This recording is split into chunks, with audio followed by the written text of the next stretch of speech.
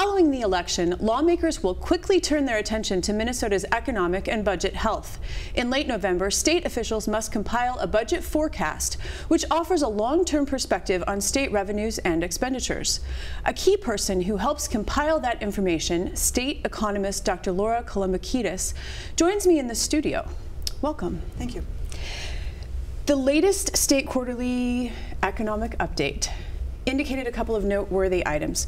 One, that Minnesota revenues are slightly less than expected, and two, October estimates for growth of the GDP are slightly less than was forecast in February. So are these factors of slight, moderate, or major concern as you prepare the November budget forecast? So one thing that's interesting about this is that when we start the forecast, we do look at where revenues are relative to our prior forecast, because what we're doing is we're updating the forecast from February to November, and we're looking at how the economy is moving. And sometimes those things move in opposite directions, where revenues are a little ahead, but the economy seems to be moving a little slowly, and vice versa. This time they're both moving in the same direction. So revenues are a little behind what we had forecast, and the U.S. economy is growing more slowly now than what had been expected in February. So those are just two things that are going to come into consideration as we start the November forecast. Now, I know you can't get into any detail about the forecast, but are there areas of concern? Are there things that keep you up at night when you're preparing the forecast? So one of the things that's a factor in the U.S. economy right now is that U.S. real GDP growth, or general U.S. economic growth, is moderate. So it's in the, right now for 2016, macro forecasters are expecting about 1.5% for this year. In the forecast, it gets to 2, a little less than 2, a little more than 2. So there's growth, but it's pretty slow. There's growth, but it's pretty slow. Okay. And that's okay, the economy can keep sort of doing that. But when growth is that slow, it means that if there is some kind of a shock to the economy, then there's not much margin for error. It doesn't take a big shock to push us into negative territory. And so we think a lot about what are those uncertainties and what are the possible sources of shocks. What are some of those uncertainties, just generally? Sure. Well, one of the things that has been influencing the U.S. economic growth over the last couple of years, well, two of the things are oil prices and global growth.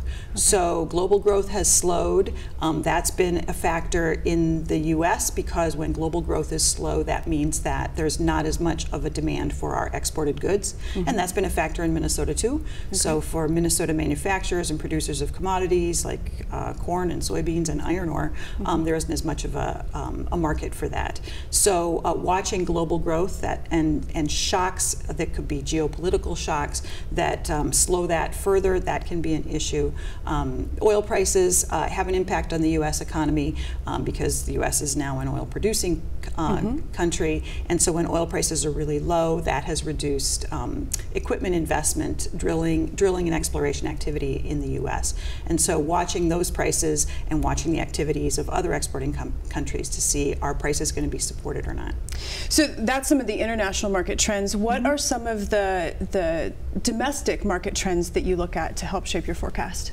Sure. So some of the things that are happening domestically are influenced by the global economy. For instance, slowdowns in manufacturing because of reduced global growth. We have had a couple of years now of very low agricultural commodity prices because agricultural production has been very efficient and effective, and so we've had really big crops, and so those prices have been low, and that's been a factor in farm incomes.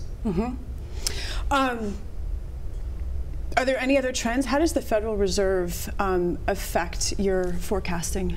Sure. So the Fed is in a position now where they've said that they want to return to a more normal monetary policy from this really long stretch of accommodative or easy money monetary policy. And so they've said they want to raise interest rates, but they'll do it based on what the economic numbers say. So is the economy moving well enough? Is inflation starting to increase? Are wages starting to increase? Then they can make that move. And so when that happens, that will affect markets because people will be looking for higher interest rates than what we had seen before. So that affects, of course, borrowers and lenders differently. So that's another source of uncertainty in the U.S. economy. So in general, what areas of the economy have historically been volatile? Where's the most volatility? So in the economy, volatility tends to be in commodity markets. Okay. So if you're a state that's depending a lot on oil prices, you're producing natural gas, looking at those, so those like prices, North Dakota? Like North Dakota. Okay. Then those kinds of things are very volatile, and it's kind of hard to run an economy that way because you have these big swings up and down. Agricultural commodity prices, I've mentioned, they can be volatile too. And so a state that has a significant part of their economy invested there can have some volatility. Historically, things like construction are volatile as well. So like housing starts and how that industry is doing. That's okay.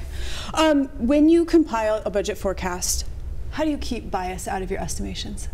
Well, I'm an economist, and the people who work with me, we have a couple of other talented economists who work with me, and so we do a lot of reminding ourselves to stay grounded in the economic theory and the data that we're looking at. So we need to do a lot of observation. We're looking at a lot of different kinds of data, U.S., global, and Minnesota-specific data.